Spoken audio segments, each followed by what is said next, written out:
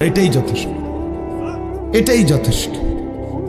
আমরা কিতাবে পড়ছি হযরত ওমর রাদিয়াল্লাহু তাআলা আনহু এত বড় সাহাবী, উনি বলতেন কুল্লা ইয়াউমিন ইউকালু মাতা ফুলান মাতা ফুলান ওয়ালা বুদ্দা মিন ইয়াউমিন ইউকালু মাতা ওমর। তিনি বলতেন, হায় শোনো, প্রতিদিন ঘোষণা হয় আজ অমুকের মৃত্যু হলো, অমুকের মৃত্যু হলো, অমুকের মৃত্যু হলো। অচিরেই একদিন ঘোষণা হবে আজ ওমরের মৃত্যু হলো, আজ ওমরের মৃত্যু হলো। উনি বলেন এই ঘোষণা শুনবে খুব দ্রুত একদিন।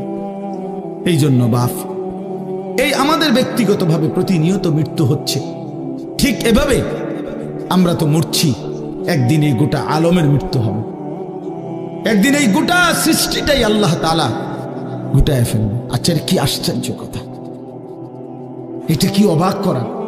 এক মিনিট যদি কেউ বিবেক দিয়া ভাবে, যারে বলে কি হুজুর, বলেন কি, এত বড় আসমান ভেঙে যাবে, এই সূর্য খসে পড়বে, চাঁদ খসে পড়বে। আল্লাহ তাআলা বলছে ইযা সামাউন ফাতারাত, আসমান ভেঙে যাবে। ওয়া ইদাল কাওয়াকিবুন তাসারাত, তারকারাজি খসে খসে পড়বে।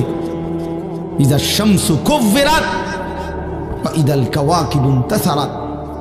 আল্লাহ তাআলা বলছেন সূর্যটা গুটায় ফেলা হবে, পাহাড়গুলো বালির মতো তুলার মতো উঠতে থাকবে।